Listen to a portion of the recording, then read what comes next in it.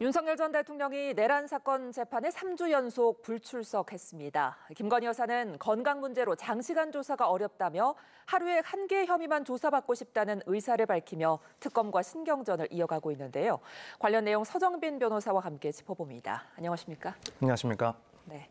자, 윤 전 대통령이 건강상의 이유로 재판에 또 불출석했습니다. 그러니까 이제 3주 연속 기일 외 증인 신문이 진행되는 건데 이렇게 불출석을 계속한다면 재판에 좀 불리해지진 않습니까? 네, 사실은 이제 불리해질 가능성이 상당히 높아지긴 합니다.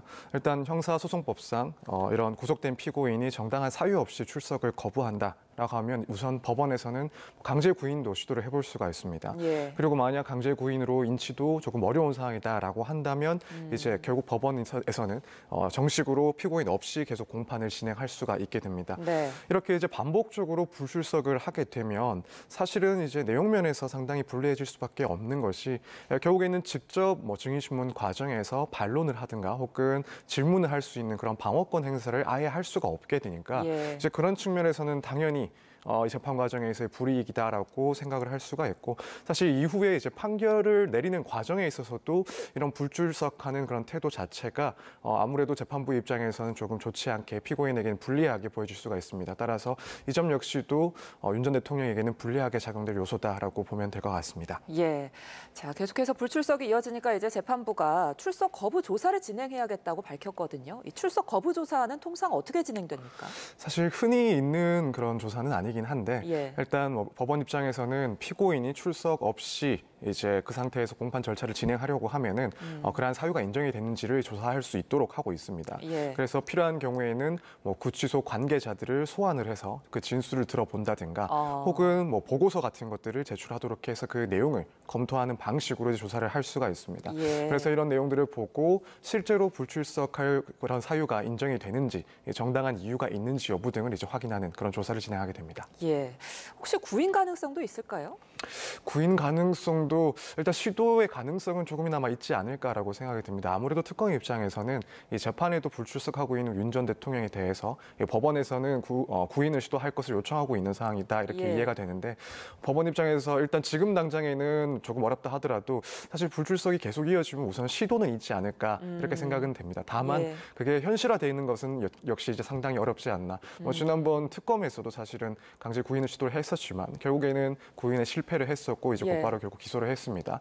사실 그 상황과 비교를 했을 때 법원이 이제 구인을 시도하는 주체가 된다 하더라도 아무래도 이제 실제 구치소에서 강제적으로 물리력을 행사해서 법정까지 윤 전 대통령을 데리고 나오는 것은 상당한 부담감이 있을 수밖에 없기 때문에 시도는 한다 하더라도 그게 성사되는 것은 조금 어렵지 않을까 이렇게 생각하고 있습니다. 알겠습니다. 자, 그런가 하면 이 내란 재판 외에 특검팀이 추가 기소한 사건을 지금 병합할지 여부에 대해서 논의를 할 예정이라던데 이 부분은 어떻게 전망하십니까? 일단 병합 가능성이 조금 있지 않나라고 생각을 하고 있습니다. 우선 지금 특검에서 최근에 추가로 기소한 것은 이제 윤 전 대통령의 직권남용, 또 특수공무집행 방해, 허위 공문서 작성 등 이제 이런 혐의들이 포함되어 있습니다. 지금 추가 기소된 이 사건은 서울중앙지법의 형사 35부에 지금 배당이 되어 있고 예. 기존 내란 사건은 이제 형사합 25부에 서로 다른 재판부에 지금 배당이 되어 있고 또 진행이 되고 있는 상황입니다. 사실 일단 특검 입장에서는 현재 내란 재판에도 또 출석을 하고 있는 상황이고 그렇다면 두 개의 이 커다란 재판 절차를 따로따로 진행하는 것이 효율적이지 않다라는 판단을 할 가능성이 있지 않을까 생각이 듭니다. 또 예. 한편으로는 일부 사실관계가 좀 겹치는 그런 혐의도 포함이 되어 있기 때문에 이런 효율적인 측면 그리고 병행을 했을 때 상당한 시간적인 소요가 크다라는 점들을 고려를 하면 우선 특검 측에서는 절차를 밟아서 병합을 요청해 볼 가능성이 조금 있지 않나 이렇게 생각하고 있습니다. 네.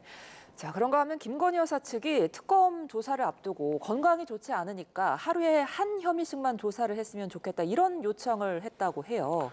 이게 보통 가능한 일입니까? 보통 하루에 몇 개씩 조사를 하는 거죠? 사실 이제 혐의가 많으면은 그때 그 사건에 따라서 일부 혐의 사실에 대해서 먼저 조사를 하고 예.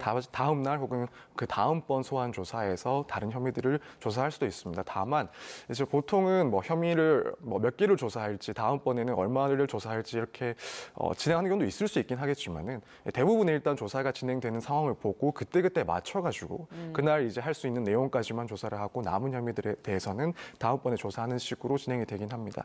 네. 따라서 지금 물론 뭐 김건희 여사 측에서는 워낙 혐의가 많다 보니까 이런 것들을 하나하나 다 방어를 하기 위해서는 한 번의 조사의 과정에서 변론을 하거나 혹은 방어를 하는 것이 상당히 어려울 수가 있고 그렇기 때문에 혐의를 나누어서 정해진 혐의에 대해서 차례대로 조사를 하자라는 요구를 해볼 수는 있다라고 생각이 됩니다. 다만 이제 어디까지나 이 부분은 피해자 신분으로서 이런 수사기관에다가 수사의 방식을 요청하는 것도 사실은 무척 드문 일이기 때문에 이 점은 특검에서도 당연히 수용할 수 없다라는 입장을 다시 한번 표명을 한 것으로 알고 있고 결국에는 특검이 이제 추진하는 대로 계획하고 있는 대로 조사가 진행될 것이다 이렇게 보고 있습니다. 근데 특검 계획대로 조사를 진행하려고 해도 김 여사 측에서 야간 조사도 못 받겠다 이런 식으로 계속 버티게 들어가면 어쩔 수 없는 거 아닙니까? 그렇죠. 일단 소환에 응하지 않을 경우 혹은 소환에 응하더라도 조사에 대해서 상당히 좀 불응하는 태도를 보일 경우에는 일단 그때 조사에서는 특별히 강제적인 그런 물리력을 행사할 수도 없습니다.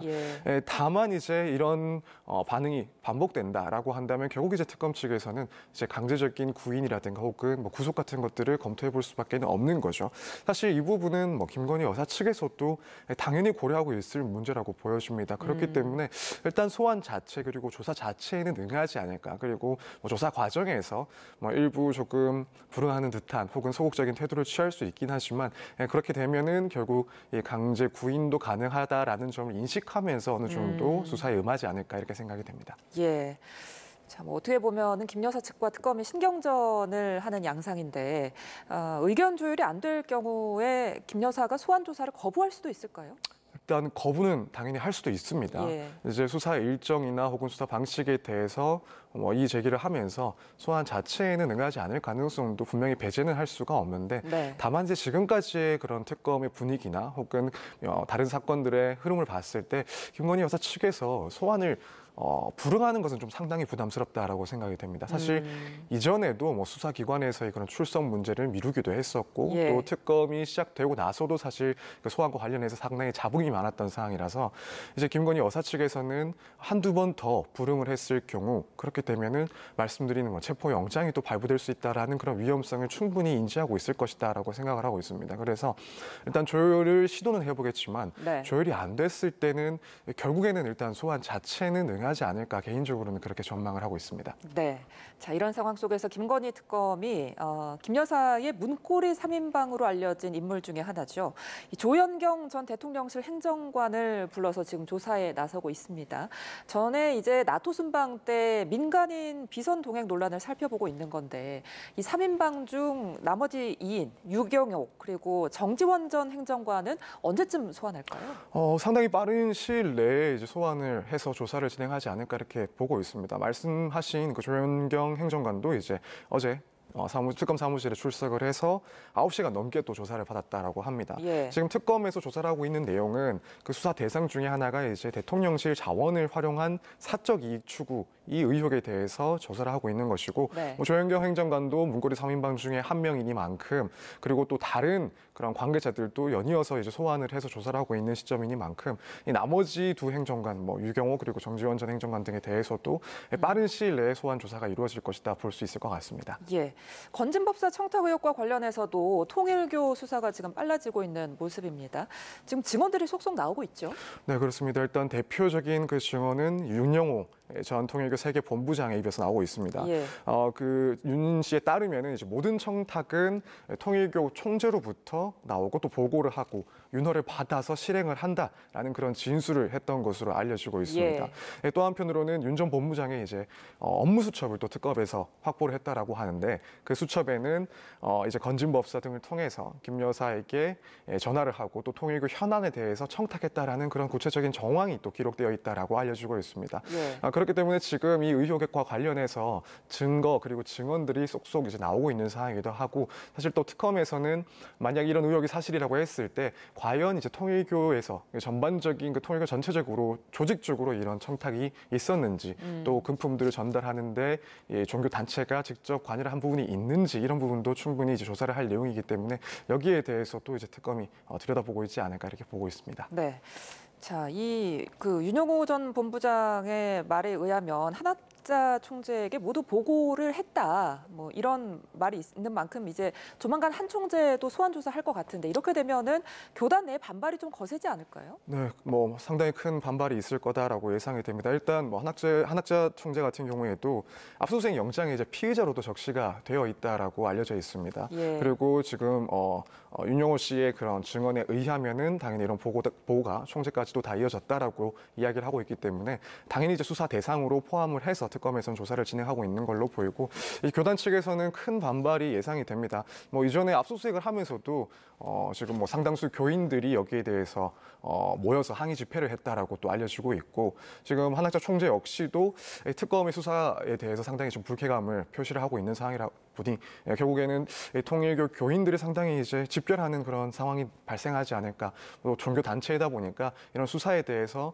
종교의 그런 권리를 보장하지 못한다 혹은 침해한다라는 주장도 또 덧붙여서 할 것으로 보이기 때문에 상당한 반발이 예상되는 상황입니다. 예. 자, 그리고 공천 개입 의혹과 관련해서 윤상현 국민의힘 의원에게 김건희 특검이 출석을 요구했습니다. 공천 개입 관련해서 이제 야권 정치인 소환이 좀 줄을 잇지 않을까 싶네요.